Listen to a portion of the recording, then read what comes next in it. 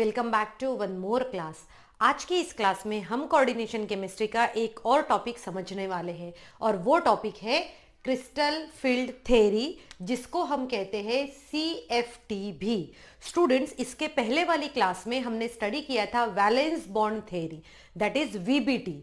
Students, valence bond theory जो है ये प्योरली डिपेंडेंट रहती है कोवैलेंट नेचर के ऊपर, और कोवैलेंट नेचर में भी हमने स्टडी किया था कि वहां पर अनइक्वल शेयरिंग होती है, बट स्टिल वो नेचर क्या है उनका, VBT जो हमने बताया था, हाइब्रिडाइजेशन बताया था। आई होप आप सभी ने मेरा पहला वीडियो देख चुके हैं और आपने उस टॉपिक को अच्छे से समझ चुके हैं। तो ठीक है, तो चलो अब देखते हैं कि CFT और VBT में ऐसा क्या डिफरेंस है, क्यों CFT ज्यादा एप्लीकेबल होती है कोऑर्डिनेशन कॉम्प्लेक्सेस के लिए, वो अभी हम स्टडी करते हैं। जैसे कि अगर हम VBT की बात करें तो VBT किसके बेसिस पे रहता है? VBT जो है वो कि वहां पर म्यूचुअल शेयरिंग हो रही है, बट उस VBT में के साथ में क्या है, कुछ लिमिटेशंस है। क्या लिमिटेशंस है वो लिमिटेशन ये है कि VBT नहीं बता पाया कि वीक फील्ड लिगैंड क्या होता है, स्ट्रॉन्ग फील्ड लिगैंड क्या होता है, ये VBT ने एक्सप्लेन नहीं किया था, नहीं बताया था कि d ऑर्बिटल में कुछ इलेक्ट्रॉन पेयर अप हो जाते हैं और कुछ पेयर अप होते ही नहीं है। इसके पीछे रीजन क्या है, ये सब एक्सप्लेनेशन VBT ने नहीं दिया था, और उन्हीं एक्सप्लेनेशन को लेकर आया है क्रिस्टल फील्ड थ्योरी, जिसको हम शॉर्ट में कहेंगे CFT, और हम जो है ये टॉपिक बहुत अच्छे से समझेंगे भी। स्टूडेंट्स, एक और चीज जो हमें बहुत अच्छे से याद रखनी है वो है कि CFT के ऊपर जब भी थ्योरेटिकल क्वेश्चन आता है तो हमें क्या है, ये डायरेक्ट क्वेश्चन नहीं आता, write down the points involve in the CFT, नहीं, यहाँ पर इनडायरेक्ट क्वेश्चन आता है, और उस इनडायरेक्ट क्वेश्चन को अटेम्प्ट करने के लिए हमें CFT को ध्यान से और कंसेप्चुअल बेसिस पे समझना बहुत ज्यादा जरूरी है। अगर आप ये अच्छे से समझोगे तो आपको ये टॉपिक थोड़ा सा भी डिफिकल्ट नहीं लगेगा। तो चलो आज के क्लास के स्टार्ट करते हैं। जैसे हमने कहा कि क्रिस्टल फील्ड थ्योरी, जिसे हम कहते हैं CFT, ठीक है। तो कोऑर्डिनेशन कॉम्प्लेक्सेस में क्या होता है, कोऑर्डिनेशन कॉम्प्लेक्स में हमने ये देखा था कि लिगेंड आता है, डोनर एटम आता है, और वो सेंट्रल एटम को कुछ अपने इलेक्ट्रॉन्स देता है और वो लोग बॉन्ड बनाते हैं। तो जो हमारा जो बॉन्ड बनता है, तो हमने इसके पहले जो देखा था वो शेयरिंग से बनता है, but according to CFT the nature of bonding in coordination complexes, उनका कहना है कि शेयरिंग से नहीं बनता है ये, तो कैसे बनता है, ये बनता है nature of bonding in coordination complexes is of electrostatics in nature. उनका ये कहना है कि जो बॉन्डिंग होती है कोऑर्डिनेशन कॉम्प्लेक्स की, वो कैसी होती है, इलेक्ट्रोस्टैटिक होती है, कोवैलेंट नहीं होती। They are in the ionic form. किस फॉर्म में होते हैं वो, आयोनिक फॉर्म में होते हैं, ठीक है। अब उन्होंने एक और पॉइंट्स बताया कि जैसे लिगैंड्स जो है, जो लिगैंड्स हमने देखा है, एनोनिक लिगैंड्स होते हैं, न्यूट्रल लिगैंड्स होते हैं। तो जो एनोनिक लिगैंड्स जो होते हैं उनको कंसिडर किया गया है as a negative points. Anionic ligands को हम क्या कहेंगे, उनको निगेटिव पॉइंट्स कहेंगे, या तो फिर हम उसको पॉइंट चार्जेस भी कह सकते हैं। और जो न्यूट्रल लिगैंड्स होते हैं वो वर्क करते हैं as a dipoles which are containing both the poles on that, right. So crystal field theory के ये दो बहुत इंपॉर्टेंट पॉइंट है। इसके अलावा भी वो आगे क्या कहते हैं, वो ये कहते हैं कि जब भी कोई क्रिस्टल फील्ड थ्योरी में जब भी कोऑर्डिनेशन कॉम्प्लेक्स बन रहा है, तो उस कोऑर्डिनेशन कॉम्प्लेक्स में हम देख सकते हैं कि ये जो metal ion surrounded by ligand, that is ionic ligand और neutral ligand, should possess some electrostatic nature. अब ये कैसे होता है और ये किस तरीके से डिफरेंट कॉम्प्लेक्सेस का शेप बताता है, कैसे weak field ligand strong field ligand explain करता है, वो अभी हम देख लेते हैं। तो क्रिस्टल फील्ड थ्योरी को और हम लिगैंड फील्ड थ्योरी भी कहते हैं। क्या कहते हैं हम इसको, लिगैंड फील्ड थ्योरी भी कह सकते हैं। तो अब हम देखते हैं क्रिस्टल फील्ड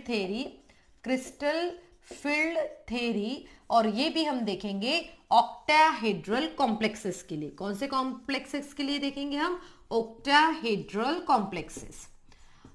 जो भी कोऑर्डिनेशन कॉम्प्लेक्सेस है जिसका शेप ऑक्टाहेड्रल होता है, उनके लिए अभी हम ये स्टडी करते हैं। सो स्टूडेंट, हमें स्पेसिफिकली पता है कि कोऑर्डिनेशन कॉम्प्लेक्स में मोस्ट ऑफ द टाइम और ऑलमोस्ट हम कहेंगे डी ब्लॉक एलिमेंट्स इन्वॉल्व रहते हैं। अब डी ब्लॉक एलिमेंट्स इन्वॉल्व रहते हैं, इट मींस उनका लास्ट इलेक्ट्रॉन तो डी सबशेल में। तो चलो अभी जो है हम पहले डी सबशेल के बारे में स्टडी करते हैं। तो डी सबशेल जो है, डी सबशेल में हमने स्ट्रक्चर ऑफ एटम में पढ़ चुके हैं। डी सबशेल जो है इसमें 5 ओरिएंटेशंस होते हैं, ये आप सभी को बहुत अच्छे से पता है। और वो 5 ओरिएंटेशंस कौन से होते हैं, ये कौन सा हुआ, ये डी ऑर्बिटल है। अब इन 5 ओरिएंटेशंस में अगर मैं यहाँ पर इसके डायग्राम्स ड्रॉ करूँ, स्टूडेंट आई होप आप सभी को इन डायग्राम्स का अच्छे से पता है, क्योंकि आपने इसके पहले भी इसको स्टडी कर चुके हैं। तो अगर हमने कहा कि हमने डिफरेंट एक्सेस लिए हैं, और अगर ये एक्स और वाई, अगर यहाँ पर ये जो शेप जो है, probability of getting the electron is maximum in this area, हमने इस तरीके से ये बना दिया है, तो इस ये जो शेप जो है, इट मीन्स वहां पर दो एक्सिस के बीच में यहाँ पर इलेक्ट्रॉन्स मिलने की सबसे ज्यादा चांसेस रहते हैं, और ऐसे इसको कहा जाता है डी एक्स वाई। ठीक है स्टूडेंट, आपको याद आ रहा है, ये हमने स्टडी कर चुका है। सो जब भी दो एक्सिस के बीच में, यहां पर एक्स और वाई एक्सिस के बीच में था, अब हम कहेंगे यहां पर वाई और जेड एक्सिस के बीच में, तो यहां पर इस तरीके से हमें लोब्स मिलते हैं, और ये लोब्स हमें उसके शेप के बारे में बताते हैं, जिसको हम कहते हैं क्लोवर लीफ शेप। जैसे हमें पता है कि हमारे पी ब्लॉक का शेप डंबल शेप होता है, और इसका दो शेप आते हैं, एक क्लोवर लिप शेप आता है, और दूसरा जो है हम डोनट शेप भी देख सकते हैं। देखो ये हुआ एक्स एक्सिस, ये हुआ जेड एक्सिस।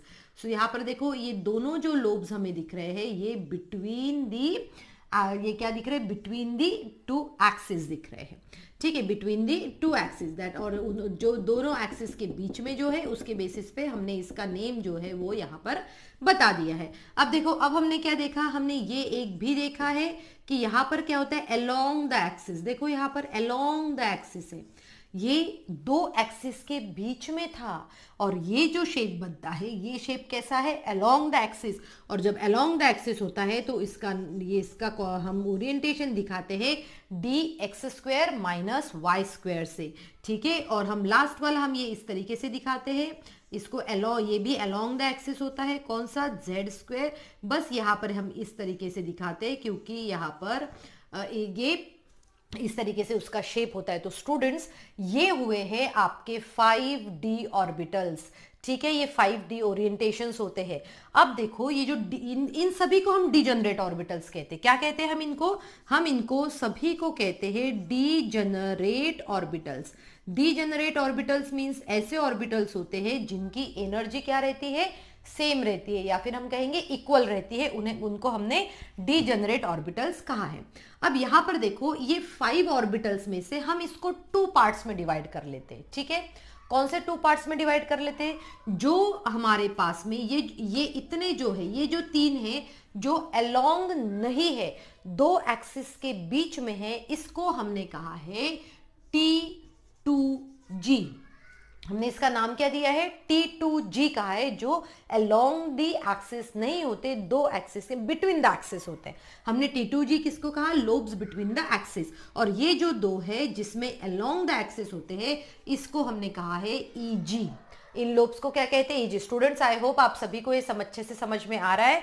तो आप इसका या तो स्क्रीनशॉट लेके रखिए, या तो फिर अपने नोट्स कॉपी में प्रॉपरली इसको बना के रखिए, तो आपको समझ में आ जाएगा कि ये क्रिस्टल फील्ड कैसे होता है, ये थ्योरी कैसे वर्क करती है। तो स्टूडेंट, आई होप आप सभी को ये थ्रू डायग्राम, इनकी स्ट्रक्चर जो है वो अच्छे से समझ में आ गए। ये होता है डी ऑर्बिटल्स का स्ट्रक्चर, जिसको हमने क्लासिफाई किया है T2G और EG में। अब क्या होता है कि जैसे हमने डी ब्लॉक की बात कर रहे हैं, डी ब्लॉक क्या करता है, जैसे ही उसको पता चलता है कि कोई लिगैंड आ रहा है उनके पास में, तो उस सिचुएशन में इसकी जो एनर्जी जो रहती है, यहां पर थोड़ी सी एनर्जी इसकी बढ़ जाती है। इट मींस ये कौन सी ये हुआ, यहां पर हम कहेंगे इन स्पेरिकल फील्ड। इन स्पेरिक, अभी तक लिगैंड आया नहीं है, अभी तक लिगैंड जो है वो आया नहीं है, यहां पर सिर्फ अंडर द इन्फ्लुएंस। जैसे हमें पता है ना कि हमारे घर पे, हमें जैसे ही फोन कॉल आया कि हमारे घर पे गेस्ट आ रहे हैं, तो हम सब क्लीनिंग करना स्टार्ट करते हैं, हॉल में से सब, लिविंग रूम में से सब चीजें, सोफे की सब कुछ सही ढंग से होना चाहिए। तो अभी गेस्ट आए नहीं है, under the influence of it. तो ऐसे ही डी ऑर्बिटल के साथ में भी होता है। डी ऑर्बिटल क्या करते हैं, जैसे उनको पता चलता है कि क्या होने वाला है, कोई लिगैंड आने वाला है, ये क्या करता है, अपने आप को स्पेरिकल फील्ड में एक्साइटेड स्टेट में चला जाता है। ये कौन से स्टेट में है, ग्राउंड स्टेट आप इसको कह सकते हो। और मैं यहाँ कहूंगी कि ये क्या आ जाता है, एक्साइटेड स्टेट में, थोड़ी सी एनर्जी लेके ये एक्साइटेड स्टेट में आ जाता है। और जैसे ये एक्साइटेड स्टेट में आता है, तो तब क्या होता है, इसकी एनर्जी थोड़ी सी बढ़ गई है। अब क्या होगा, जैसे ही यहां पर कोई लिगैंड इनके पास में आ गया, अभी तक तो अंडर द इन्फ्लुएंस था, अप्रोच हो रहा था, अब क्या हो रहा है, जैसे ही लिगैंड इनके पास में आ गया तो ये क्या करते हैं, अपने आप को स्प्लिट कर देते हैं 2 ऑर्बिटल्स में। ये डी ऑर्बिटल जो है, ये क्या किया, इसने अपने आप को स्प्लिट कर दिया। अपने आप को कैसे स्प्लिट किया, 2 एनर्जी लेवल्स में। 2 एनर्जी लेवल में, जैसे हमने कहा था, ये जो होती है, ये होती है T2G, और ऊपर वाली जो एनर्जी लेवल रहती है उसे कहा जाता है EG।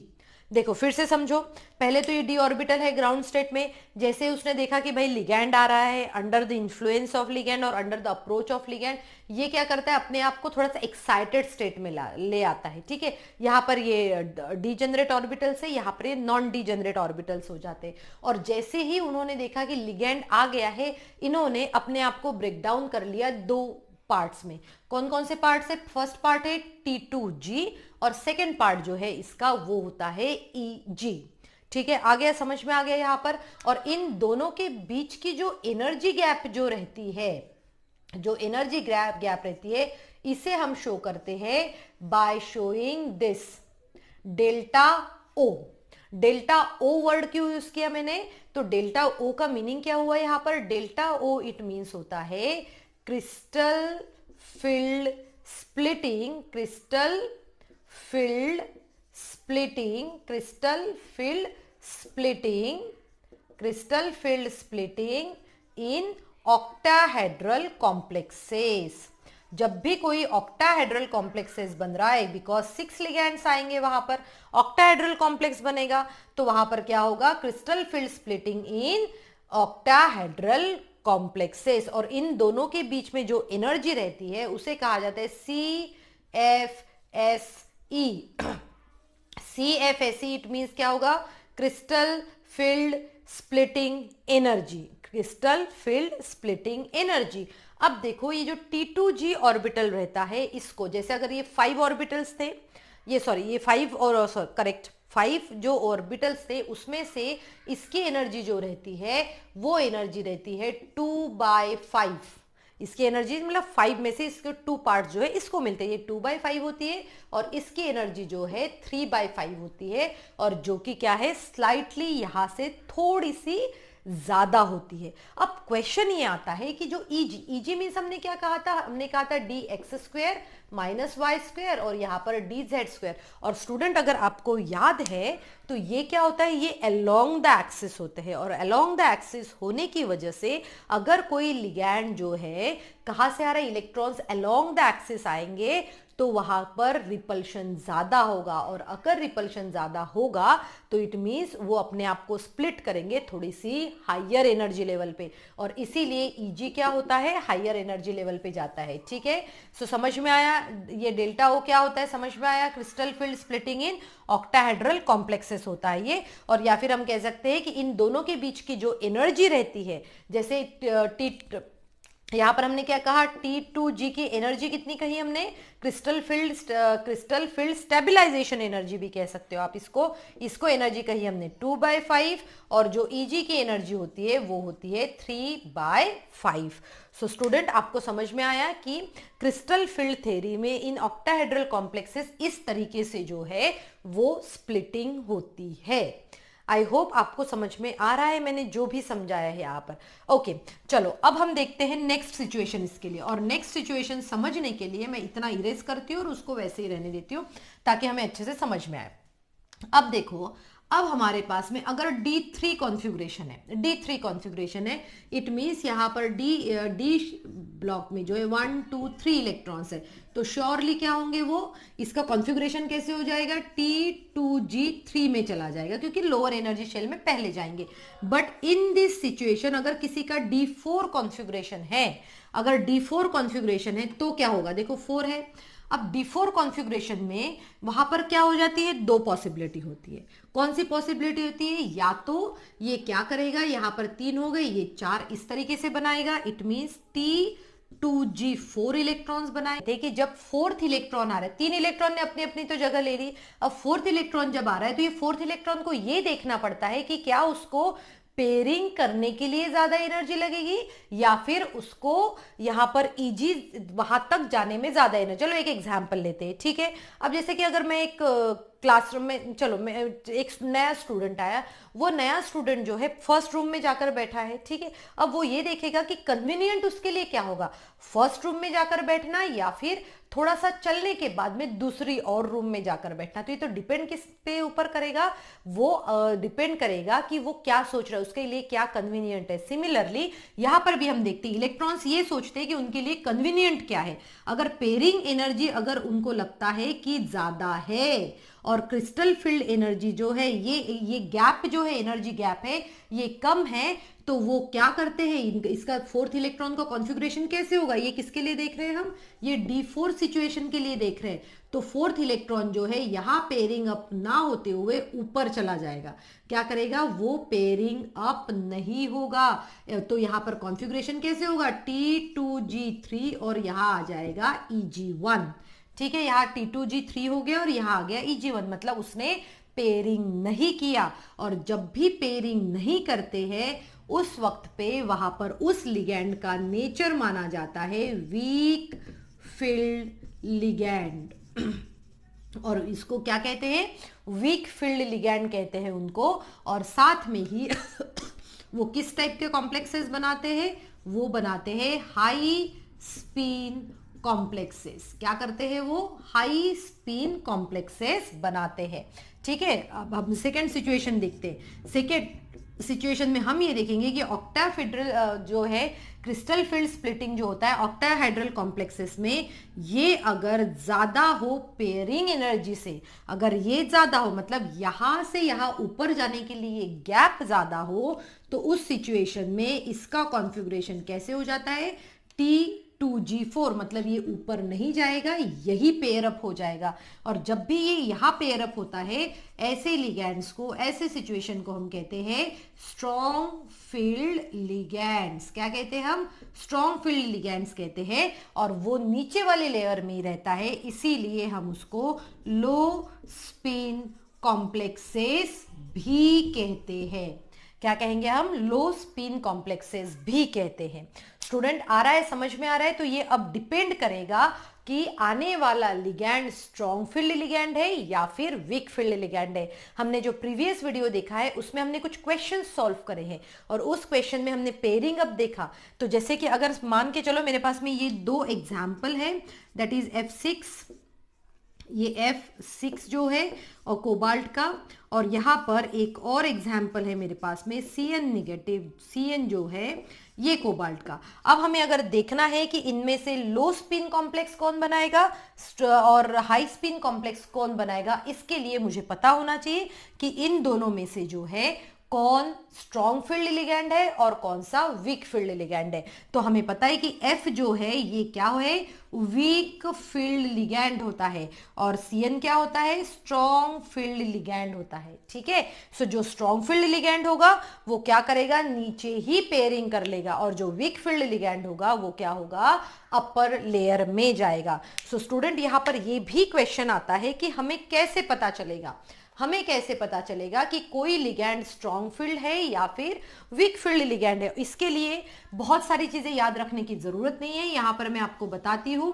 जैसे कि हमें पता है कि कार्बोनाइल, कार्बोनाइल जो है CO, कार्बोनाइल ग्रुप सबसे ज्यादा स्ट्रॉन्ग लिगैंड होता है। उसके बाद में आता है Cn निगेटिव, इसके बाद में आता है En, En stands for 1,2 diamine जो होता है, उसके लिए हम देखते हैं, ओके, En, और उसके बाद में आता है NH3। आप इन चारों को याद रखो, आप इन चारों को याद रखो, ये चार जो है ये स्ट्रॉन्ग फील्ड लिगैंड है। और ये स्ट्रॉन्ग फील्ड कौन से है, ये जो है वो है स्ट्रॉन्ग फील्ड लिगैंड्स, और स्ट्रॉन्ग फील्ड लिगैंड्स जो है ये क्या करेंगे, पेयरिंग अप करेंगे।